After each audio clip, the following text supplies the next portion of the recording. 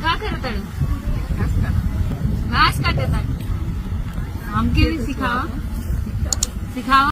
Screen पर दिख रहल इ वायरल वीडियो में अक्षरा सिंह एगो महिला से प्रश्न कैली ह ई का करतारू, जौना के प्रतिक्रिया में महिला जवाब देली ह घास काटतानी। अक्षरा सिंह जी फिर प्रश्न कैली ह कि का हमरो के सिखा देबू, महिला कहली ह काहे ना। साथ ही साथ अक्षरा सिंह जी वो महिला के साथे हंसुआ पकड़ के घास काटे के भी वीडियो बनौली ह। जी हाँ, रउरा सभे से बता रहल बानी कि एह दिन भोजपुरी इंडस्ट्री के तीन कलाकार सांसद बन चुकल बारन। उहाँ में चौथा कलाकार के रूप में पवन सिंह जी के आरा लोकसभा क्षेत्र से नाम आ रहल बा कि पवन सिंह जी आरा लोकसभा क्षेत्र से 2024 के लोकसभा के उम्मीदवार बारन, यानी सांसद के उम्मीदवार बारन। जौना प्रतिक्रिया में एगो बहुत ही बड़ा अक्षरा सिंह जी बयान दे चुकल बाड़ी और अक्षरा सिंह जी घोषणा भी कर चुकल बाड़ी कि पवन सिंह जी के विरुद्ध में हम आरा लोकसभा क्षेत्र से चुनाव लड़ेम। साथ ही साथ रोड़ा सभे से एगो और बात बता रहल बानी कि अक्षरा सिंह जी आरा लोकसभा क्षेत्र के अंतर्गत जनसंपर्क अभियान भी शुरू कर चुकल बाड़ी। इ वायरल वीडियो आरा लोकसभा क्षेत्र के अंतर्गत एगो जनसंपर्क अभियान के द्वारा ही लिहल गई है। जी हाँ, न्यूज खबर